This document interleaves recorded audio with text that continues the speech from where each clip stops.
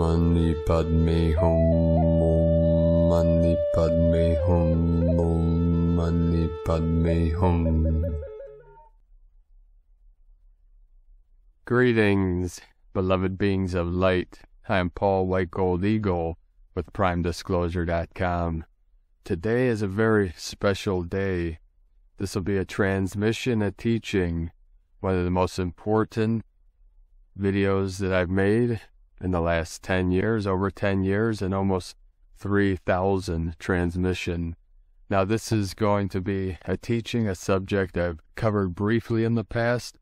We'll get into more detail, and this is all about healing the wound, the trauma, and integrating the shadow, working with our inner child.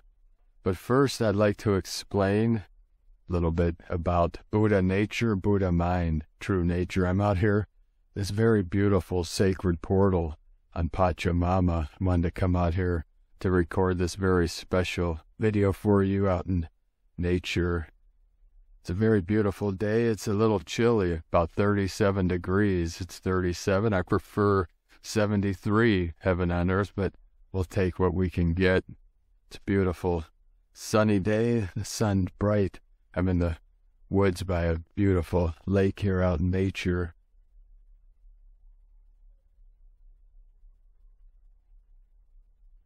So we'll take some slow, deep breaths, get into the body, be present here now for this transmission. This is very important, and it's going to help you in this time of this great shift. So all the energies are amplifying, magnifying, everything's accelerating, and all the wounds are coming out the shadow. Now the shadow simply means the unconscious mind. This is an archetype, meaning the unconscious.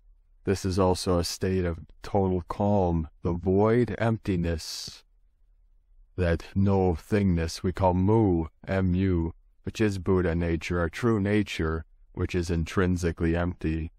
When I trained in the Zen Buddhist temple and monastery when I was younger, trained with over 5 Zen masters over the last 30 years, trained in temple, monastery, trained in the mountains, in the woods, in the valleys, in the desert, many sifus, guides, gurus, and several lineages. Now this concept of the void I speak about in many of my transmissions, it is the sacred space that contains everything. Nothing would exist without the void. This is our pure nature. And when I trained in the temple, we'd sit in meditation. This is in Zen Buddhism. Zen mean meditation. We would do sitting meditation called Zazen, Z-A-Z-E-N, Za, sitting, Zen meditation. We do sessions, meditation sessions where you sit in full lotus or whatever you can sit, and for about 30 to 40 minutes, then we walk, called walking meditation called Kin-Hin, K-I-N-H-I-N, and then we'd sit for another 30, 40 minutes, and then we'd end each session chanting the most powerful sutra. Sutra is like sacred word, sacred text in Buddhist lineages. Now the Heart Sutra of Avalokitesvara, the Bodhisattva of compassion, many of you know as Guanyin or Kuan Yin. This is, in Sanskrit, it's Avalokitesvara, the Bodhisattva of compassion, clearly saw that the 5 skandhas are empty. The skandhas are the senses, the eyes, ears, nose, tongue, body, mind. We would say there is no mind because everything is intrinsically empty. The mind is the mirror, the reflection of self. This is our true nature. So through the void we return to source. We call the great mystery. In the unconscious, this concept of the shadow, this is not a negative thing. This is the unconscious, or what we might call superconscious mind, for it contains all things. But for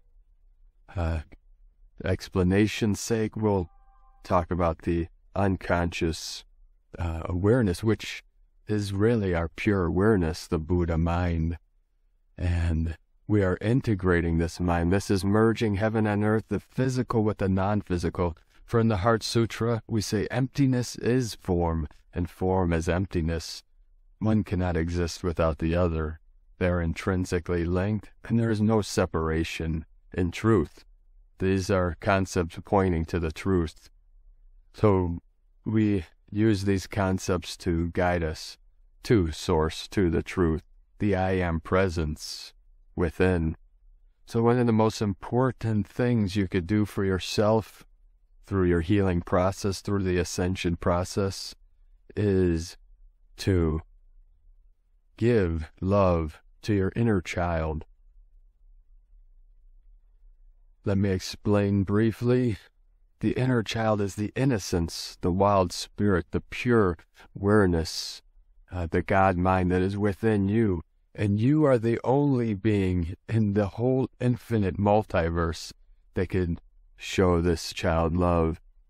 In the Taoist teachings, in the Taoist philosophy, we say we each have a little girl and a little boy inside us. This is obviously symbolic, this is etheric.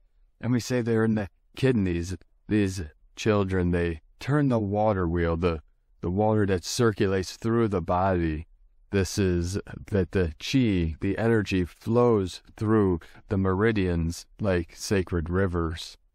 So we each have within us a child that is alone, that feels alone, that may be scared, may be angry, may be frightened. These are what we call the negative emotions. And you're the only being in all of the infinite multiverse that can show this child love. Doesn't matter if it's a little girl, little boy, whatever name resonates with you. It might be a little you, it might be a nickname, KK, Cookie, whatever resonates with you. It does not matter. But this child is seeking your love. And this is part of the healing, the process. It doesn't care if it's a mother wound, father wound, whatever the wound, that child is the child that was hurt. It's scared, most of the time hiding. And this little child is what gets triggered when we're attacked, or different emotional feelings that arise. We say negative emotions, but truthfully they're not negative, they're just energies that guide us within. And this is the child crying out for help. And there's no deity, no guru, no gods or extraterrestrials or beings of spiritual symbolism that can come and give that child the love. Only you can, because that child sees you as God, as truth, as source.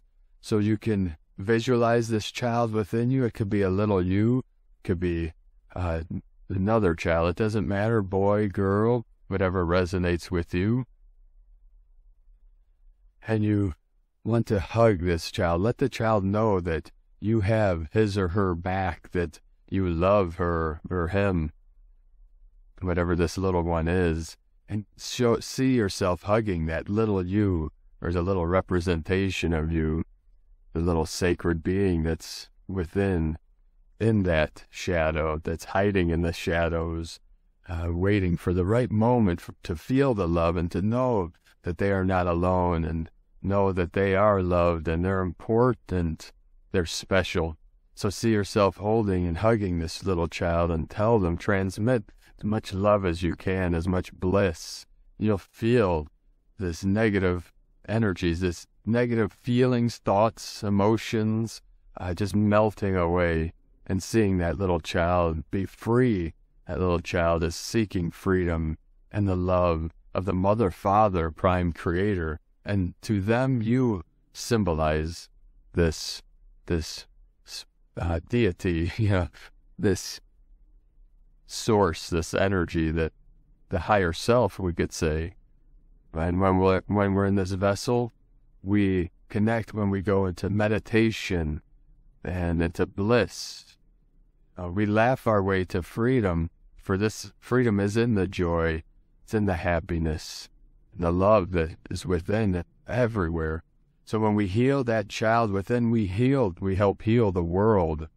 We heal ourselves, we heal the world, because As Krishnamurti would say, the world is on fire, and we are the world. Because the external mirrors the internal, and the internal mirrors the external. Because what is outside of us is actually inside, and what is inside is outside. It's a paradox. It is a mirror. And this is why healing yourself is the most important thing in your life, in your mission.